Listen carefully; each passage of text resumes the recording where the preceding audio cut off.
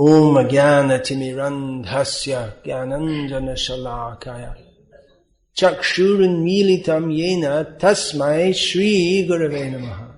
There's a great paradox of celebrating Srila Prabhupada's Disappearance Day.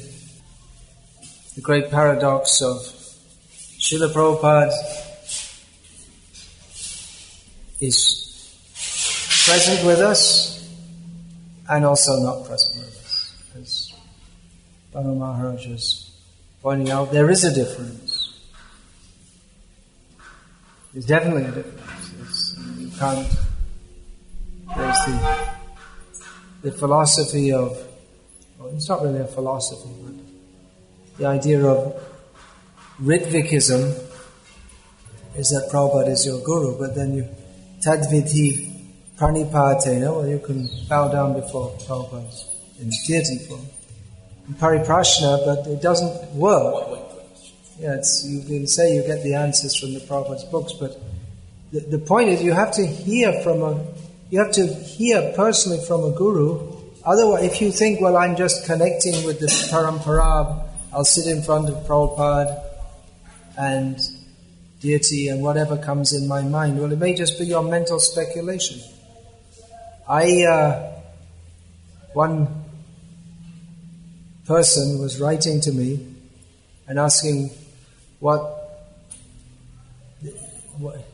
they thought they should do, and I wrote back and I suggested that they dedicate themselves to distribute Srila Prabhupada's books. So that person didn't like that instruction.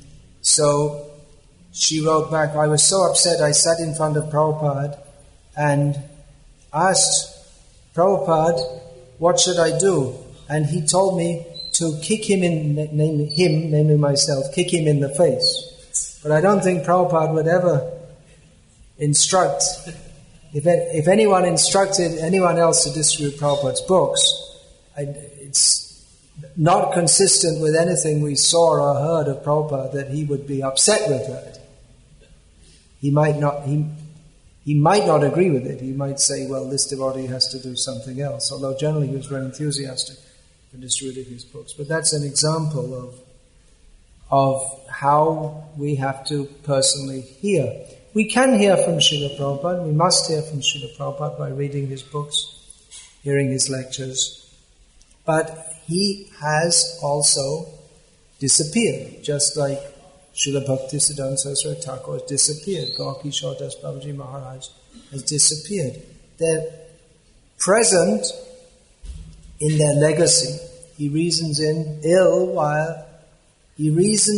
who tells that Vaishnavas die when thou art living still in sound. A Vaishnava dies to live, and living tries to spread the holy name around. He lives in his Vani, in his instructions, but not in the same way as previously. But he continues to live in as much as his instructions are followed. And as Srila Prabhupada noted about his own Gurudev, Srila Bhakti Siddhanta Saraswati Thakur, he, in his dedication to his translations of the Srimad Bhagavatam, that Srila Prabhupada said, these are my devotional ecstasies. Often people expect with the sadhu that they'll do some chamatkar. They measure the worth of a sadhu on his ability to create miracles. Or in the Vaishnava Sampradaya, especially among Gauriya Vaishnavas, especially among Prakrita Sahajiyas, in how much ecstasy one shows. So, Srila Prabhupada, he was undoubtedly ecstatic in Krishna consciousness. But he made a point not to show that ecstasy. And sometimes when it bubbled up or it burst out, Srila Prabhupada would and Prabhupada would sometimes become stunned, and then afterwards he might appear to be embarrassed about that, or shy, or express regret. There was an incident in Mayapur when Srila Prabhupada in a lecture became stunned in ecstasy. And then after some time, please turn all the cell phones off. After some time, you could build your temple if you have 100 rupee fine for every time a cell phone goes off in the temple room. Anyway, Srila Prabhupada was stunned in ecstasy. And one devotee, Hansadutta, started to chant Hare Krishna. And the devotees all chanted, following him. And then Prabhupada came out of that ecstasy to external consciousness. Then afterwards, another devotee asked Srila Prabhupada, well, what should we do? Because there was some controversy over that. That some devotees were saying, well, you shouldn't have disturbed Prabhupada in his ecstasy. Although others thought, it's always good to chant Hare Krishna. So one devotee asked Prabhupada, what should we do on occasions when you go into an ecstatic trance? And Prabhupada said, apologetically, that, I don't often do that. So he didn't like to show that. Maybe because the Prakrita Sahajiyas, they do like to show that.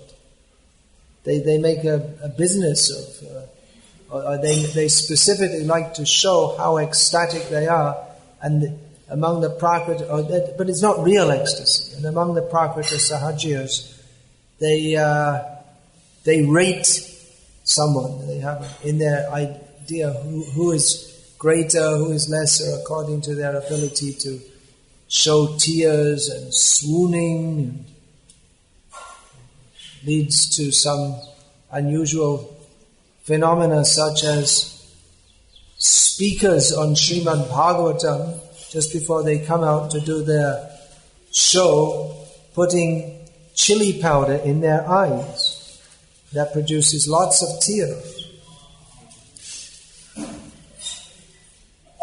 So Srila Prabhupada wrote about his own Guru Maharaj, dedicating the Srimad Bhagavatam, dedicated to his divine grace, Om Vishnu Pad, Paramahamsa, Parivrajaka 108, Sri Srimad Bhakti Siddhanta Saraswati Thakur, Goswami Prabhupada. He lives forever in his instruction, and the follower lives with him. So he lives, and those who follow, they live with him.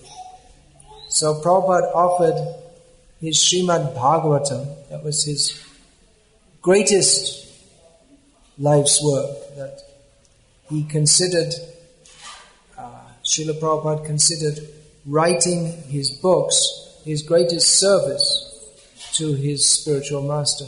He wrote in one letter that I may retire from traveling and preaching all over the world. I may retire from that, but I cannot retire from writing my books because that is my service to my spiritual master. And of all the books he presented, he considered the Srimad Bhagavatam the most important. And he stated that my purports, they are my devotional ecstasy.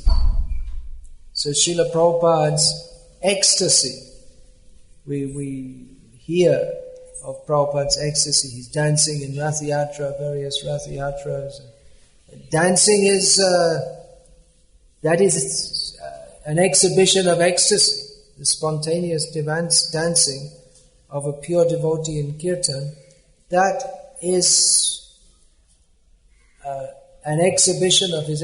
By exhibition, I don't mean exhibitionism, but it is a manifestation of his ecstasy. That when he hears the kirtan, that he naturally, the feelings for Krishna, they swell up, and automatically he wants to dance. Like Chaitanya Mahaprabhu said, that I don't dance by practice. It's not a formal. He doesn't think, now I have to dance, but automatically it takes place when I hear the holy name of Krishna. So we've heard about many, or several times, especially when Srila Prabhupada was very ecstatically dancing in kirtan, and some of his, one of his disciples used to tell me that Prabhupada would sometimes, in his vision, act like a cowherd boy. Sometimes Prabhupada would say things like that. I just want to go to Golok Vrindavan and steal Krishna's lunchbox.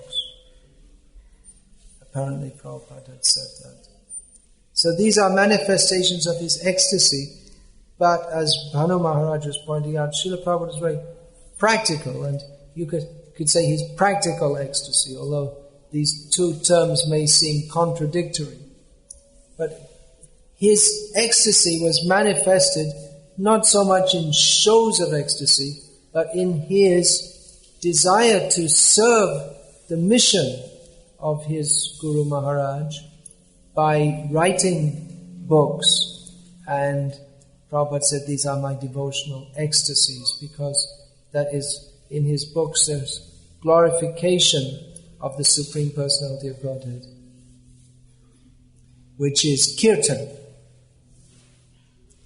And Prabhupada was very ecstatic to every night, almost every night, he would stay up when no one would have denied, after working hard all day, no one would have denied him the comfort of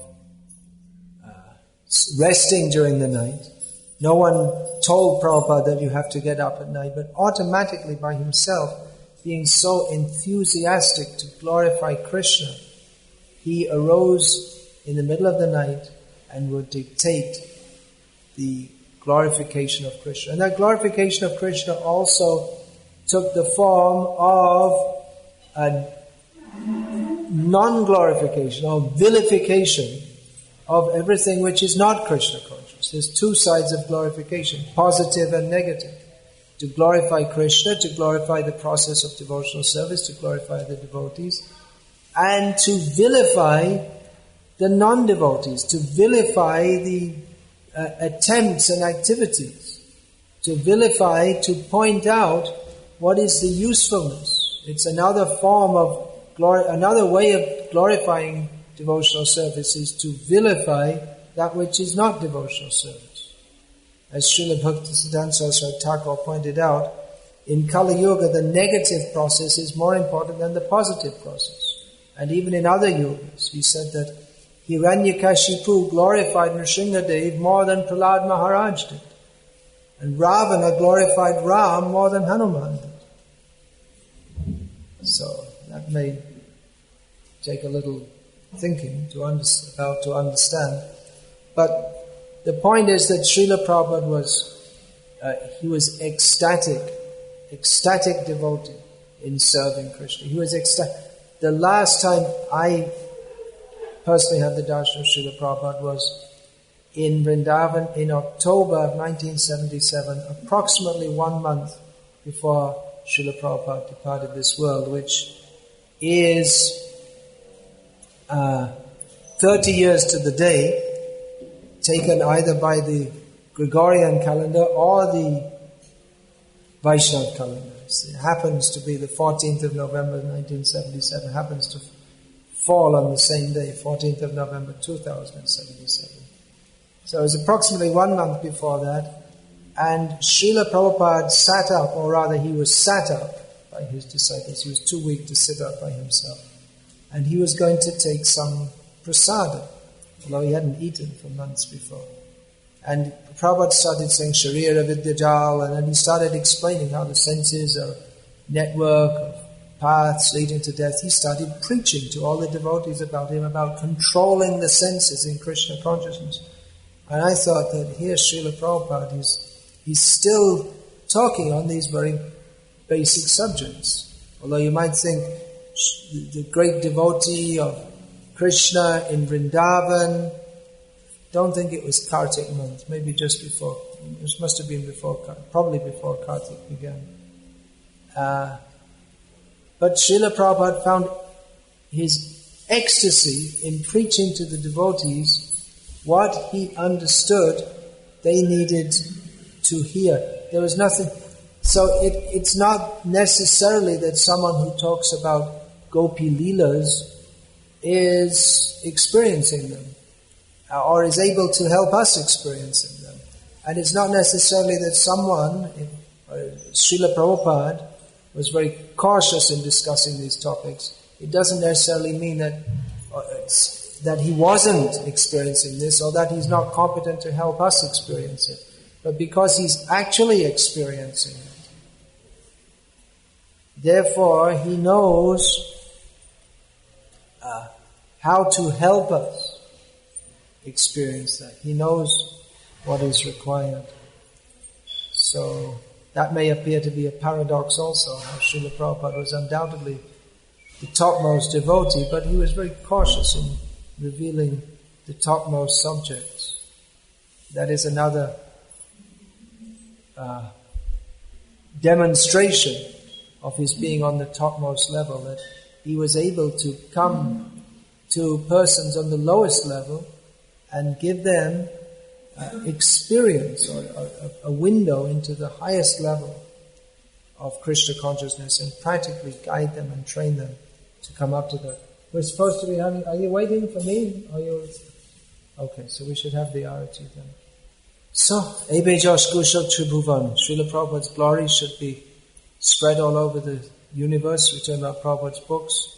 Now the December marathon is coming up, so it's a great opportunity to distribute Srila Prabhupada's books. That's always there, but especially in December, devotees make more effort. So please do it, participate in this, and get the blessing.